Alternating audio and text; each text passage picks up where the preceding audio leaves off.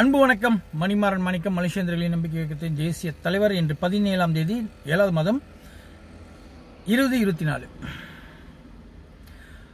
அது என்னன்னு பார்த்தீங்கன்னா, எவ்வளோ பொய் பித்தலாட்டம் நடந்திருக்கு. இந்த ஏஷான்ற ஒரு சகோதரியோட இறப்பை வச்சு பல மாதிரியான கேம் நடந்திருக்கு. இதெல்லாம் நான் ஆரம்பத்திலே வந்து பேசியிருக்கலாம். பேசியிருந்தா என்ன பண்ணோம், அப்போ அந்த மக்களுக்கு புரியாது. ஏன்னா இந்த மக்கள் தான் கண்மூடித்தனமாக கெட்டவன் கேடு கட்டவனா ஹீரோ பீரோன்னு சொல்லி தூக்கி வச்சு ஆடும். அந்த நேரத்தில் நம்ம வந்து உண்மைகளாம் சொன்னால் இந்த மக்களுக்கு புரியாது. அதனால் வந்து நினச்ச மாரி நடக்குதான்னு பார்ப்போம் அப்படின்னு காத்திருந்தேன். நினச்ச மாதிரி தான் நடந்துச்சு. ஸோ அதனால் சில விளக்கத்தை நான் சொல்லணும். நான் ஏற்கனவே சொன்ன மாதிரி இந்தமாரி விளக்கி சொல்லியும் ஒன்று இந்த மக்கள் வந்து இப்படி தான் இருப்பாங்கன்னா, எந்த அவதாரம் கல்கி அவதாரம் எடுத்தாலும் இல்லை என்ன மாரி கடவுள் அவதாரம் எடுத்தாலும் திருத்தவே முடியாது, மாற்றவே முடியாது இந்த சமுதாயத்தை அப்படின்னு நான் நினச்சிக்க வேண்டியதான். ஓகேயா? இந்த நேரத்தில் ஈஷாவோட ஆத்மா கிட்ட ஒரு இதை நான் பேசணும். ஈஷா, கடைசியாக நீயும் வந்து நானும் பேசுகிறப்ப, எனக்கு நீ அழைச்சி பண்ண பேசினப்ப நான் உங்ககிட்ட வந்து ஒரு வாக்கு கொடுத்துருந்தேன். என்னன்னா, கொஞ்சம் பொறுமையாயிரு, நான் சொல்கிற மாரி போய்ட்டு ரிப்போர்ட்டை பண்ணு. ஓகேயா? போலீஸ் அவங்க வேலையை செய்யட்டும், என்னோட வேலையை நான் செய்கிறேன். ஏன்னா இவனுங்களை நான் தேட ஆரம்பித்தேன். கொஞ்சம் டைம் எடுக்கும், கண்டிப்பாக தேடி பிடிச்சிருவேன். பிடிச்சி அவனுங்களோட லைஃப்லே அவனுங்களே நீ சப்பாத்தி கட்டி அடிக்கிறத லைஃபாக காட்டுன்னு சொல்லி இதையும் நான் சொல்லியிருந்தேன். ஓகேயா? ஆனால் கொஞ்சம் நாள் எடுக்கணும். நீ பாரு, இப்போ இந்த டூலார் பிரதர்ஸ் வெளியே அவனை பிடிப்பட்டான். அப்பயே அவன் குரலை வச்சு நான் நிறைய இடத்துக்கு அனுப்பி அவனை தேடுறப்ப ஒரு 3 நாள் முன்னுக்கு அவனோட ஈப்போ அட்ரஸ் எனக்கு கிடச்சிச்சு. எங்கேயும் இல்லை, என் பக்கத்து தாமால தான் அவன் address.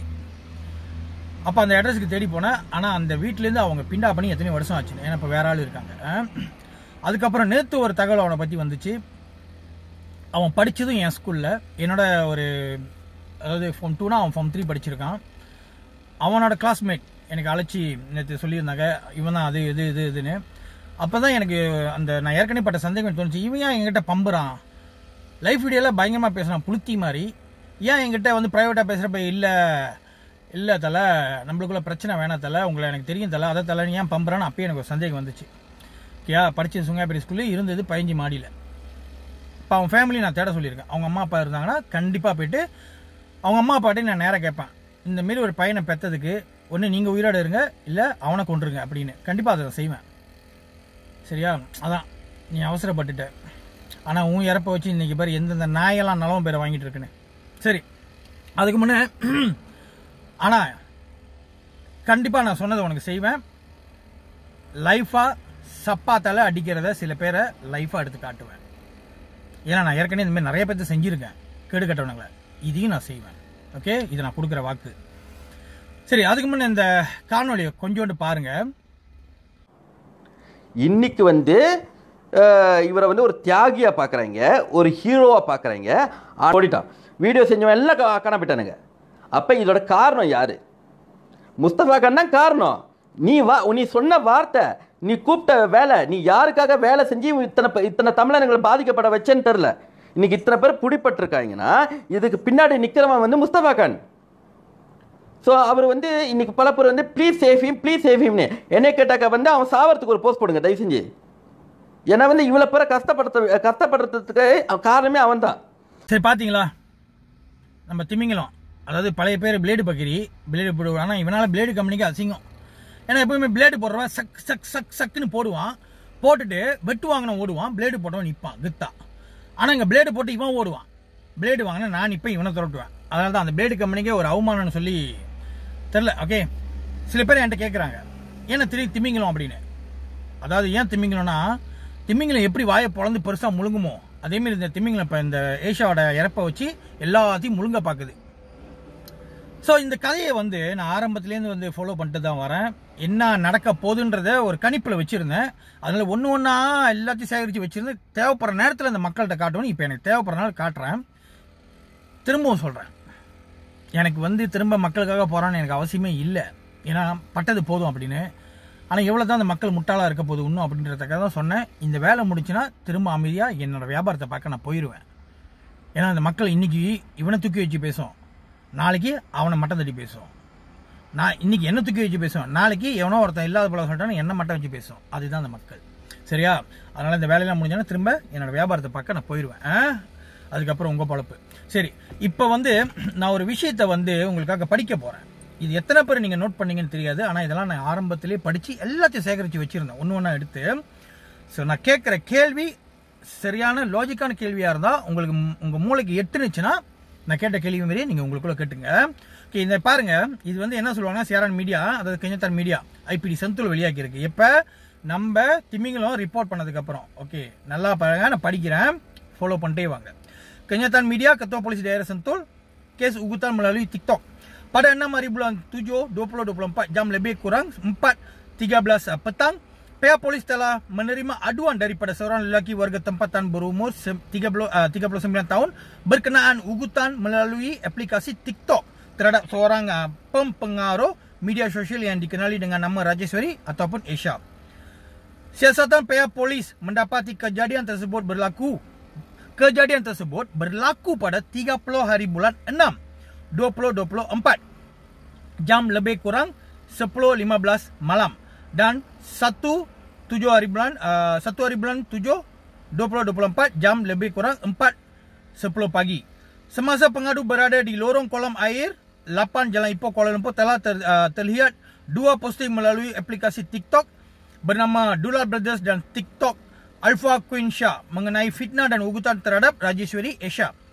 Kedua-dua akaun TikTok tersebut telah menggunakan gambar Rajeswari Esha sebagai latar belakang kandungan video yang telah dimuat naik ke akaun masing-masing.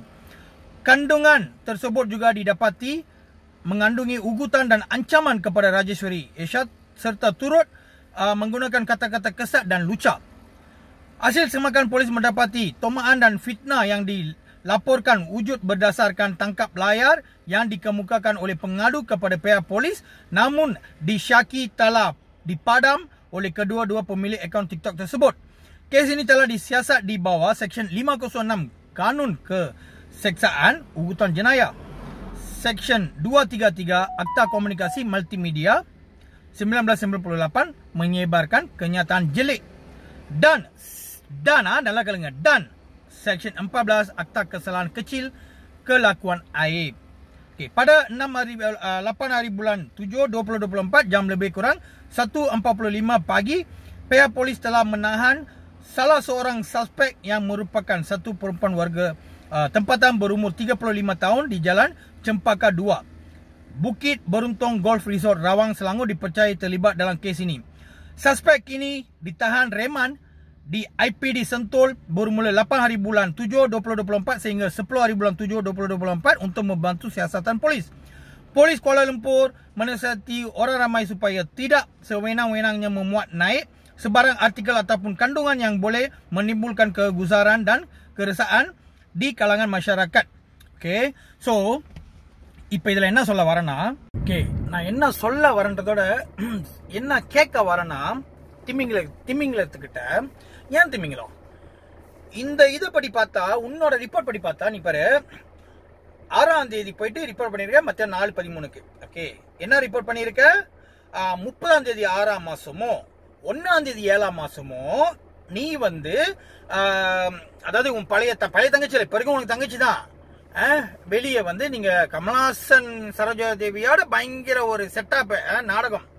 Okay, so ஏட்டாவும் சேச்சியும், ஏட்டா ஏன் சேச்சி மேல கடுப்புல இருந்தா, இல்ல ஏட்டா வந்து சேச்சியை திருத்தணும்னு அவங்க அம்மா கையை பிடிச்சி கேட்டாங்கன்னு சொன்னீங்க, அப்படின்னு யோசிச்சிருந்தா, இல்ல ஏட்டா சேச்சியோட மேல கடுப்பு என்ன அப்படிலாம் பண்ற கடுப்பு இருந்தா, உண்மையிலே ஏஷான்ற பிள்ளைக்கு நியாயம் வாங்கி கொடுக்கணும்னு நீ இருந்தா, நீ 30ஆம் தேதியும் 1ஆம் தேதியும் பார்த்த விஷயத்த ஏன் நீ 30ஆம் தேதியே போய் ரிப்போர்ட் பண்ணல? சரி, அதை விட 1ஆம் தேதி பார்த்தேன்னு ஒன்று சொல்லியிருக்கேன், ஏன் அந்த 1ஆம் தேதியே போய் ரிப்போர்ட் பண்ணல?